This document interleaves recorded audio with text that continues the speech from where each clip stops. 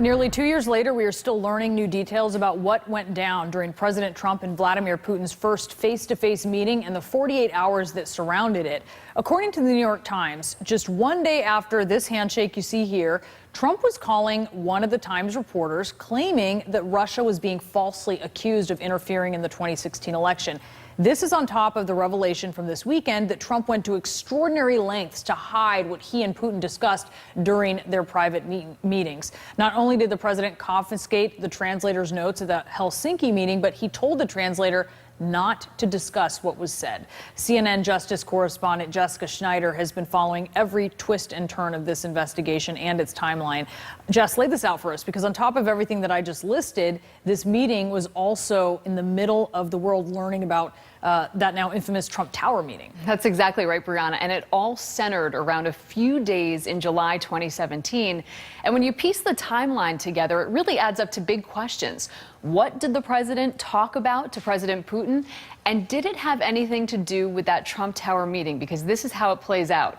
So let's start at July 7th, 2017. The president at this time was in Hamburg, Germany for the G20 summit. And that's when he and his team learned that the New York Times had a scoop. The paper was about to publish this story about how Donald Trump Jr., Paul Manafort, and Jared Kushner met with that Russian lawyer at the height of the campaign inside Trump Tower after Donald Trump Jr. was promised dirt on Hillary Clinton. The New York Times called because they wanted comment from the president's team. But while the president's team scrambled to respond, President Trump himself was meeting face-to-face with Vladimir Putin for the first time. Now, we know that Secretary of State at the time, Rex Tillerson, was there at the meeting, as was Russia's foreign minister. But when a State Department official and White House official requested more of a readout of that meeting than Rex Tillerson actually gave, well, they learned that the president had confiscated the interpreter's notes and also forbade that interpreter from disclosing details of the meeting. That's all according to a Washington Post report that we saw over this past weekend. Well, hours later, the president meets again with President Putin for a second undisclosed meeting that lasted for nearly an hour. At that meeting, no American officials were present, and the White House didn't confirm the encounter until more than 10 days later, after it was independently reported. So then fast forward to one day later, July 8th, back on Air Force One en route to Washington. And we've now learned that the president called a New York Times reporter, who's also a CNN analyst, and argued that Russians were falsely accused of election interference. The president said that Putin denied it 3 times.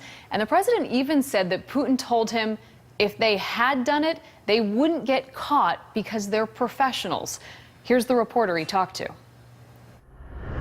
Basically, his line was, Putin has made the argument to me, he said, that the Russians are so good at cyber that had they hacked into the DNC, they never would have been seen. And he said, I think that's pretty convincing.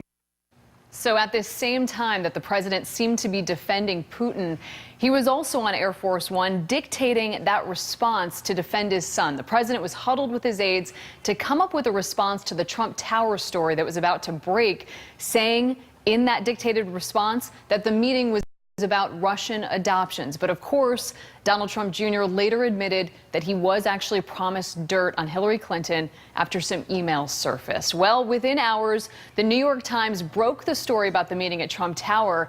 And we know that that meeting has been a big focus for the Mueller investigation to determine what really happened inside the meeting at Trump Tower with all of these people present. Don Jr., of course, has said it was short and that they ultimately walked out because it was unproductive. But most importantly, the big question here, Brianna, did the president know about the meeting in advance or even right after? Of course, it's something the president has denied, but that Robert Mueller, no doubt, continues to look into. Maybe we'll get the details on it. Brianna? Well, maybe he knows the answer to that, too, already. Yeah. We don't know. Jessica Schneider, thank you so much. Coming up, the real face of the shutdown on day 27. We'll hear from a military veteran who is now a federal employee, and he penned an emotional op-ed about feeling betrayed by his own government.